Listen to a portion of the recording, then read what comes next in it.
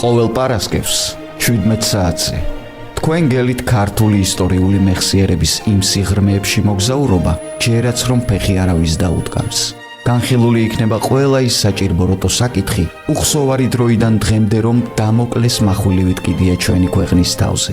ცენტრალური ადგილი დაეთმობა კულტურის როლს ქართველთა ცხოვრებაში. ჩვენ დღის სინათლეზე გამოვიტანთ ისეთ ფაქტებს, რომელიც დღემდე ბნელით იყო მოცული. ტარიელ დათიაშვილის საავტორო გადაცემა მესამე ივერია რადიო ძველი ქალაქის ეთერში. მოგესალმებით, ვაგრძელებთ საუბარს მესამე ივერიის შესახებ. დღევანდელი ჩვენს გადაცემას გვია მორალის ბნელი მხარე. მივიხილავთ მე-17 საუკუნის მორალს, რომელიც ჩამოყალიბდა ერთიან კულტურულ სივრცეში. როგორც ვთქვით, კულტურა საერთოდ ქაოტური სივრცეა, რადგან ყველა სულიერი პოულობს იქ ბინას და საკვებს და რადგანაც ეს სივრცე ხასიათდება წინააღმდეგობით, ან მრავალფეროვნებით, მრავალფეროვნება ისახება მის მორალზეც. ამ მორალის ერთი მთავარი განმაპირობებელი იყო ივერიული ცნობიერების უმნიშვნელოვანესი ჰუმანიტარული ასპექტი, რომელსაც შეიძლება დავარქვათ გაგების მორალი.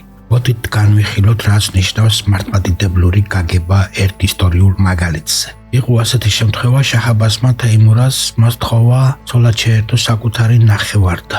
მოგლეთ პირდაპირ რო ვთქვათ, ყოველგვარი მოკიბვის გარეშე შაჰ-აბასმა თეიმურაზ საკუთარი და შეერთო ცოლად.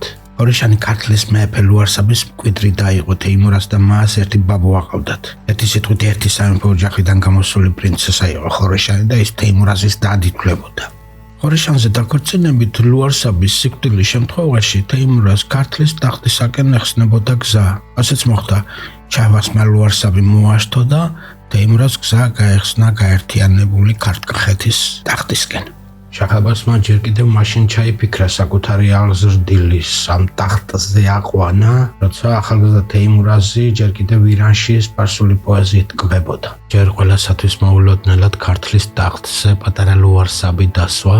მერე მისი და თეიმურაზ შეერთო ცოლად, ლუარსაბი დაატყვევა და რაღაც აუხსნელი დაუნდობლობით მოკლა და ამით გაუხსნა გზა ტახტისაკენ თეიმურაზს. მართალია თეიმურაზი ამ დროს ებრძოდა უკვე შაჰ-აბასს, მაგრამ ის მაინც იმედოვნებდა, რომ საბოლოო ჯამში თეიმურაზს შემოირიგებდა. ამ საბაბით ის დიდხანს ინახავდა ტყვედ ქეთევან დედოფალს. იმ პერიოდში, როცა შაჰ-აბასის უხამ შემოთავაზებას ჰქონდა ადგილი, თეიმურაზი მორჩილი პატარა ბიჭი იყო. კეიფის და ალერსის მეტი არაფერი ენახა. გატაცებული იყო პოეზიით და ნადირობით. მაგრამ ჯერ არ იცოდა, რომ მისი ეს უდარდელობა შაჰ-აბასის წყალობა იყო მორჩილებისთვის. ეს თეიმურაზმა მაშინ გაიგო, როდესაც საკუთარი დის ცოლად შეერთვა მოთხოვეს. აქამდე თეიმურაზი ემორჩილებოდა აღმზრდელს, მართალია გაურბოდა ყოველთვის, რადგან ძალიან ეშინოდა მისი, მაგრამ მის პირველობას უსიტყვოდ აღიარებდა. ამ ქორწინების შემდეგ კი თეიმურაზში ჩნდება რისხვა საკუთარი თავის მიმართ და ზიზღი შაჰ-აბასისადმი.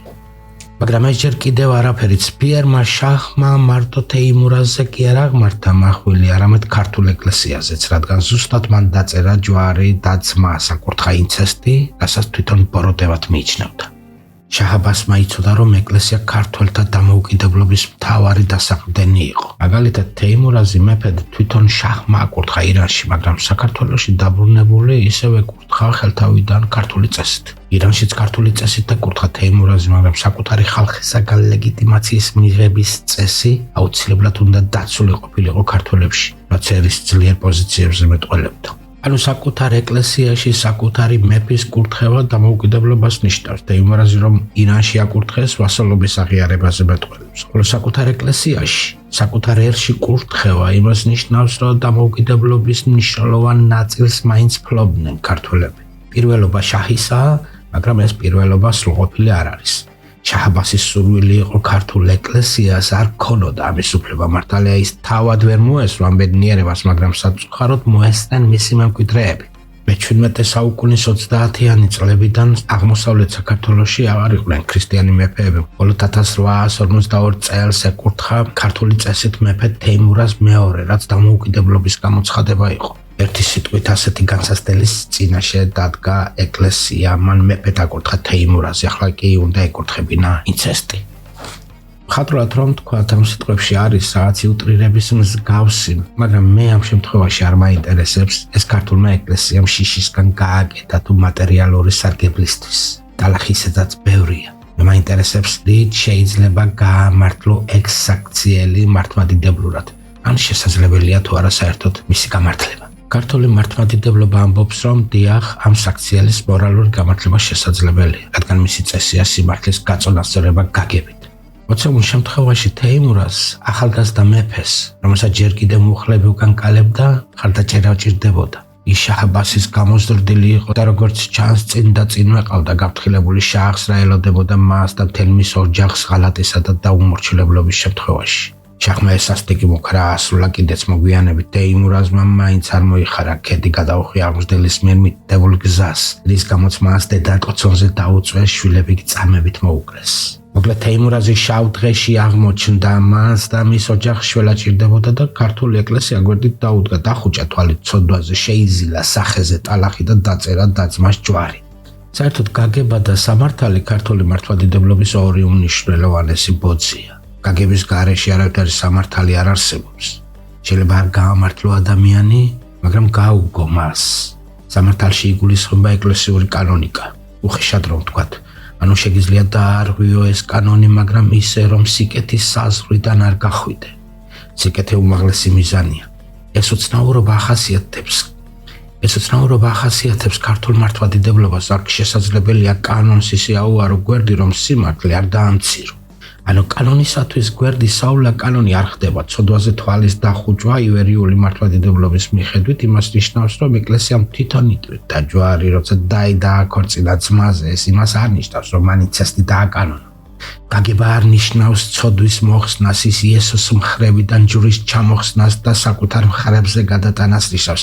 ამიტომაც არის იესო ჩაგრულთა ღმერთი, ჯვარი, რომელიც გოლგოთაზე აიტანა, მან მონებს ჩამოხსნა მხრებიდან. ეს ჯვრის სხვის მხრებიდან ჩამოხსნა დიდ სიკეთეთ ითვლება მართლმადიდებლობაში და ზუსტად ამიტომ აქ კანონი ისე ირღვევა, რომ სიკეთის ფარგლებიდან არ გადიხარ. თუ გვინდა გავიგოთ, როგორ აისახებოდა მორალის ხასიათი სამეფოში ეკლესიის როლზე, ყოველთვის უნდა გვახსოვდეს, მართლმადიდებლობა ამ დროს კულტურა იყო და არა რელიგია. რელიგიისა და კულტურის განსხვავების გარეშე ვერანაირი ფაქტებით საქმის არს ვერ ჩავწვდებით, რაც იმას ნიშნავს, რომ ისინი განუყოფელნიც არიან. საქმე იმაშია, რომ ადამიანის ბუნებას თუ გინდათ ამას ცხოვრება დავარქვით, გააჩნია როგორც ნათელი, ასევე ბნელი მხარეები. ესაა მორალის საწყისი წერტილი. აქედან იწყებს კულტურაც და რელიგიაც. მაგრამ ამ წერტილის იქეთ უკვე მათი გზები იყრება. რელიგიური ხედვა საკუთარ თავზე მიიწერს მხოლოდ ნათელ მხარეს, ბნელს კი სრულიად ემიჯნება, მის სახელსაც კი არ ახსენებს, ბოროტებად თვლის და განადგურებით ემუქრება, სულ ერთია როგორ მიაღწევს ამ გამარჯვებას. ბოროტი ადამიანად არ ითვლება, მას და ბრძოლაში ყველაფერი დასაშვებია, ცნებების დარღვევაც კი. ხოლო კულტურული მართლმადიდებლობა ვერ ხედავს კეთილისა და ბოროტის ასეთი ტოტალური დაპირისპირების საფუძველს. ანუ ბოროტებას ებრძვის, მაგრამ ბრძოლის ყველა ხერხი მისაღები არ გახლავთ მისთვის. გამარჯვება ნებისმიერ ფასად მისი დევიზი არ არის. ყველაფერზე არ მოაწერს ის ხელს ამისათვის, რადგან გამარჯვება ხშირად გაიძვერების ჭეშმარიტებაა და მას რწმენასთან აფერია საქმე. ანუ თუ რელიგია კანონის დარღვევას გამარჯვებით აწონასწორებს, რადგან გამარჯვებულებს არ ასამართლებენ, მიზნის მიღწევა ყველა ცოდვას გადაწონის, კულტურული მართლმადიდებლობა ფიქრობს, რომ გამარჯვება სისასტიკეს და მკვლელობას ვერასოდეს გაამართლებს. კულტურული მართლმადიდებლობისთვის გამარჯვება არის ხსნა, ხოლო რელიგიისთვის ხსნა გამარჯვებაა. საწოდავის ანახავია, როდესაც ჩვენი ზოგიერთი ეპისკოპოსი სიცოცხლის ფას აკნინებს და რწმენას აყენებს ყველაზე მაღლა კათოლიკებივით. რელიგიისთვის რწმენა იმიტომაა ყოველივეს ამოსავალი, რომ გამარჯვებას, რომლის სახელითაც სისასტიკეს ამართლებ, ურყევი, ბრმა, ფანატიკური რწმენა ჭირდება, რომლის მიღწევაც მხოლოდ ტერორითაა შესაძლებელი. ტერორის მამოძრავებელია კეთილის და ბოროტის ტოტალური დაპირისპირება, ბრძოლა ბოროტის სრულ განადგურებამდე, ეს რომ გააკეთოს, ზუსტად უნდა იცოდე რა არის სიკეთე და რა ბოროტება წინასწარ, მათ შორის დიდი წითელი ხაზი უნდა იყოს გავლებული. რელიგია გვეუბნება, რომ ეს მიზანი მეტია ვიდრე სიცოცხლე და ადამიანმა უნდა შესწიროს საკუთარი სიცოცხლე ამ მიზანს, მაგრამ პავლე მოციქული ამბობს, ჯერ არის არსებობა და მერე არსებობა კეთილად და ბოროტად. მოსეს ჰიმნში, რომელიც ეგვიპტიდან ისრაელის გამოსვლას ეძღვნება, უფალი ამბობს, მე ვარ ცოცხალი, ეს სიცოცხლე, ეს ცხოველობა ქართული მართლმადიდებლობისთვის უწმინდესი ძელია. ყველაფერს რომ თავი დავანებოთ იესო ნახევრად ადამიანი როგორ შეიძლება სიცოცხლის წინააღმდეგი იყოს. გაიხსენეთ იესომ სიკვდილი მოკლა. სახარება ამბობს, იესო ცოცხლების ღმერთია და არა მკვდრების, რადგან მისთვის ყველა ცოცხალია. ანუ იესოსთვის სიცოცხლე უსასრულო ყოფიერებაა, მაგრამ ეს არ ნიშნავს, რომ ამ ყოფიერებაში არ არსებობს განსხვავებები და ის არ ცნობს ადამიანურ წარმავალ სიცოცხლეს. ასე არ არის, რადგან მასში უკვდავი იდეალური ადამიანი კი არ არის, როგორც ის სამოთხეში იყო, არამედ ზუსტად ის ცოდვილი და შიშარა კაცია, რომლის გამოხსნელადაც დაიბადა ის დედის მუცლიდან. სისხლით გამოისყიდა მან ადამიანის სისასტიკის ტყვეობიდან, როგორც პავლე მოციქული ამბობს, იესომ საკუთარი სისხლით გვიყიდა ჩვენ ადამიანები და ამ ადამიანის მიმართ ის საოცრად სენტიმენტალური და გამგებიანია. ქართული მართლმადიდებლობაც ამ სენტიმენტებს ატარებს, მას ყოველთვის ესმოდა ადამიანს გასაჭირი. ის არ იყო ჯალათი კვილებამდე შეიარაღებული და დარაჯებული ადამიანის შეცდომაზე, რომ იქვე გაეთავებინა, მოეკვეთა ის ამ ქვეყნიდან, რასაც აკეთებდა მაგალითად რომის შუა საუკუნეებში და რასაც აკეთებს ზოგადად რელიგია. ამიტომ ის სწრაფვის ის გამუდმებით ძალაუფლებისკენ, ანუ პოლიტიკურ ხელისუფლებასთან გაერთიანებისკენ და მონარქიისკენ. ვატიკანი თვითონ იყო დიდი ხნის განმავლობაში პოლიტიკური მმართველი. ერთი სიტყვით, ბოროტანეას პირდაპირ შეხება თუ არ არის, როგორ უმკურნალებ გზასაც დენის, როგორ დააყენებ მოყვას ორ გზაზე, სიმნელეში როგორ შეიტან სინათლეს. სიყვარულის გარეშე ვერ უმკურნალებ, ვერ უპატრონებ. და ბოროტის ეს სიყვარული არ არის ფაუსტური ხელშეკრულების დადება ეშმაკთა როგორც დასავლურ კულტურაში, სადაც დიდ ყრუ კედელს აშენებდნენ, სიკეთის ირგვლივ ბოროტებას ამ კედლის მიღმა ტოვებდნენ და მერე ნადირობდნენ იმათზე, ვინც ამ კედელზე გადაძრომას შეეცდებოდა. ეს რომ არ მომხდარიყო სასტიკ ხერხებს მიმართავდნენ, დაშინებას, სამაგალითო საშიალების მოწყობას და ასე შემდეგ, ერთი სიტყვით ტერორს. კულტურული მართლმადიდებლობა კი წინას არ ახმარობს პოლიტიკურ ბერკეტებს, რომ ადამიანმა ცოდვაში არ ჩადგას ფეხი, ის უყურებს და ბოლოს აფასებს. კულტურულმა მართლმადიდებლობამ წინას დარწმუნებით არ იცის, რომ ადამიანი უეჭველი ჩაიდენს ცოდვას. ამიტომაც არის, რომ მისთვის მთავარი არა ბრმარწმენა, არამედ გაგება. თუ არ გაიგე ვერ იწამებ, ასეთი რწმენაში რაც სისასტიკის და ბოროტების იარაღია. როგორც იოანე დამასკელი ამბობს, წმენა ეშმაკსაც აქვს, მას წამს ღმერთის და კანკალებს. როგორც ზემოთ ვთქვით, რელიგიას კეთილის და ბოროტის ზუსტი ნათელი ცოდნა აქვს.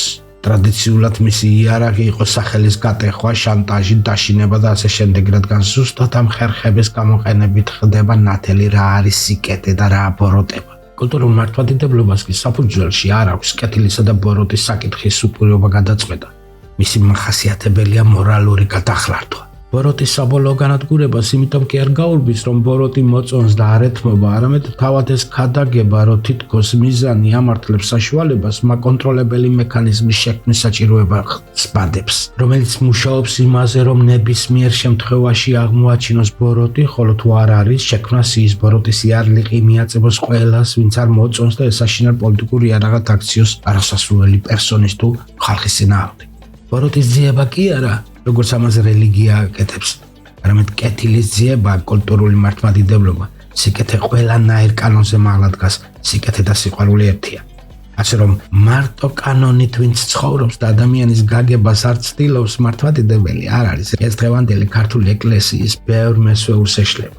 ვაგრძელებთ სვლა სიღრმისკენ, ჩვენ ზემოთ ვთქვით, რომ კანონის დარღვევა გაგების შემთხვევაში არ ხდება სიმართლისათვის გვერდის ავლით. არადა კანონი და სამართალი თითქოს ერთი უნდა იყოს, მაგრამ ხშირად ეს ასე არ არის.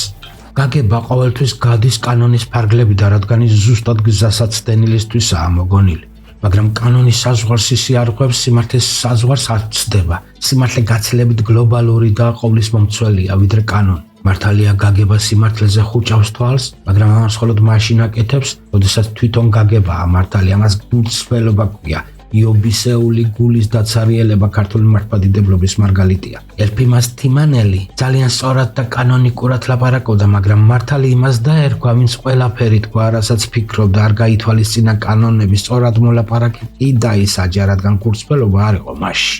გაგება წყდება სამართალს მასში, როცა გაგება არის არა გულწრფელი, არამედ ნიღაბი საკუთარი ბოროტი მიზნის მისაღწევად და ეს გაგების მორალის დიდი სისუსტეა.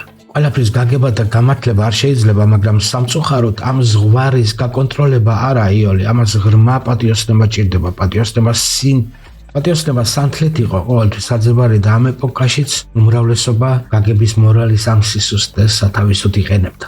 სხვა არის, როდესაც ანუგეშებ, რადგან თანაუგრძნობ და სხვა როცა ანუგეშებ, იმიტომ რომ ფული გადაგიხადეს.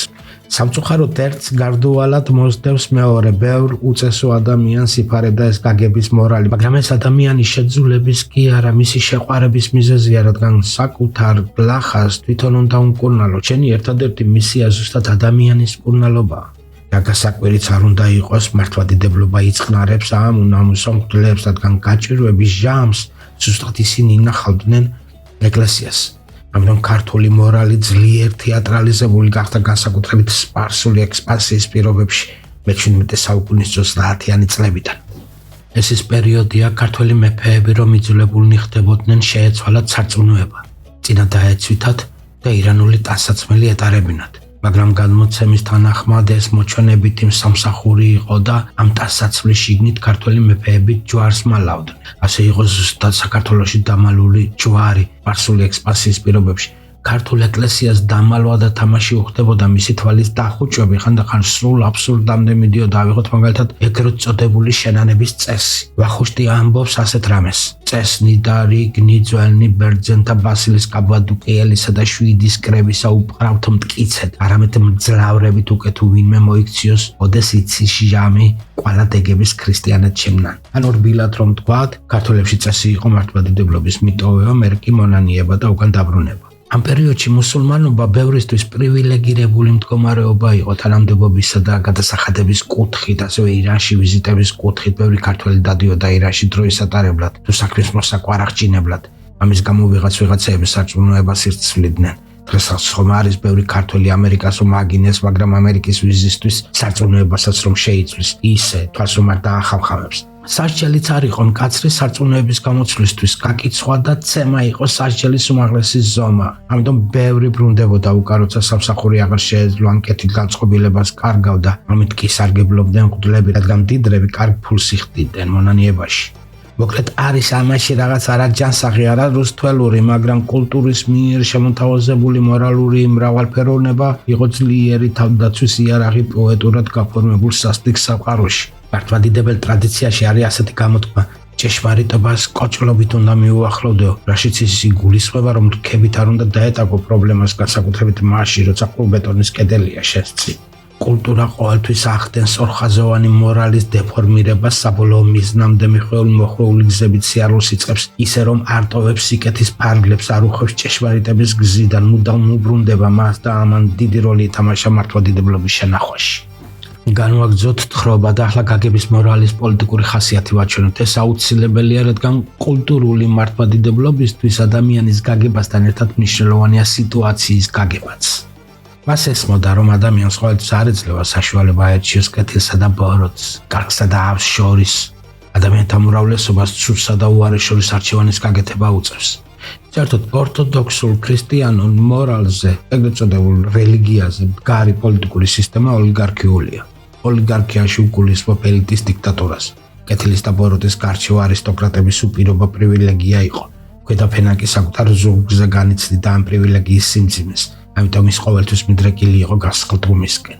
მართლმადიდებელი ეკლესია ყოველთვის არ არის ხელისუფლების მხარეს, რადგან ის არ არის მთლიანად არისტოკრატული, როგორც ეს დასავლეთში იყო.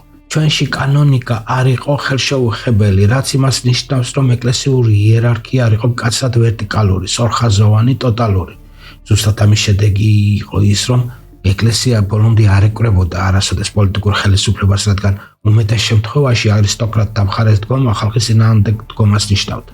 ამიტომ იყო, რომ ეკლესია ყოველთვის აღიარებდა ხელისუფლების ღვთაებრივ წარმომავლობას, მაგრამ ინსტრუმენტი მის ხელში არასოდეს ყოფილა.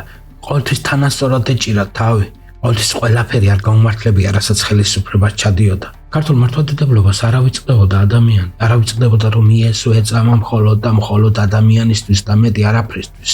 ამიტომ ადამიანი თუ ცუდათაა, არაფერი კარგად არ შეიძლება იყოს. ანუ სიტუაციის გაგება მნიშვნელოვანი ადამიანის გაგებისთვის და ეს წესი ვრცელდება ქსელივით ყველა რეალურ მოვლენაზე, მათ შორის ივერიის გეოპოლიტიკურ ვექტორსაც. რა თქმა უნდა, კეთილისა და ბოროტის განსხვავება ძლიერთა პრივილეგიაა, ეს იმათი ფუფუნება ავის ხელშიცაა ძალაუფლება. ის ადამიანები კი ვისი ცხოვრებითაც გამუდმებით ბურთაობენ ძირითადად ცუდსა და უარეშორის არჩევანის წინაშე დგანან. ასე დღეში იყო მესამე ივერიაც მოცემულ გეოპოლიტიკურ ვითარებაში. რეალობა არ იძლეოდა კეთილისა და ბოროტის განსხვავების საშუალებას ქართველებს ორმაგი სტანდარტით უწევდათ ცხოვრება. სამეფო იძულებული იყო ერთის მხრივ გაეთვალისწინებია სპარსეთის ინტერესები და მეორეს მხრივ ეცადა ამ ინტერესების ქართული მისწრაფებებისთვის შეთავსება. ამასთანავე манипулირება მოეხდინა ოსმალეთსა და ირანს შორის დაპირისპირებით. ესარგებლა ევროპისა და ირანის ინტერესთა თანხვედრით და ასე შემდეგ. ამათი კომბინაცია იცვლებოდა გამუდმებით, ვარიანტები იყო უამრავი, ამიტომ სამეფოს სამთავროების პოლიტიკა იყო უაღრესად შენიღბული და თეატრალიზებული. ჩვენი მორალიც ამ თამაში ჩამოყალიბდა. მორალიზმს იგივე რელიგიას ახასიათებს კეთილისა და ბოროტის დაპირისპირებულობა. აქსიომა. ჩვენ ქვეყანას კი არ შეეძლო დაპირისპირების რეჟიმში განუწყვეტლად ყოფნა, ყოველთვის გაურბოდა, ემალებოდა ამ დაპირისპირებას. იმიტომ კი არა რომ გამარჯვების იმედი არ ჰქონდა, არამედ იმიტომ რომ დაპირისპირება უზარმაზარ მსხვერპლს ითხოვდა. ქართველებმა ირანს რჩეული არმია გაუნადგურეს, გაიმარჯვეს გადამწყვეტ ომებში, მაგრამ საბოლოოდ მაინც დამარცხებული დარჩა, რადგან მათი დანაკარგი გაცილებით მომაკვდინებელი იყო პატარა ქვეყნისთვის. ის სისხლისგან დაიცალა, დამოუკიდებლობაც დათმო და დიდი ხნის განმავლობაში წინააღმდეგობის უნარის დაკარგა.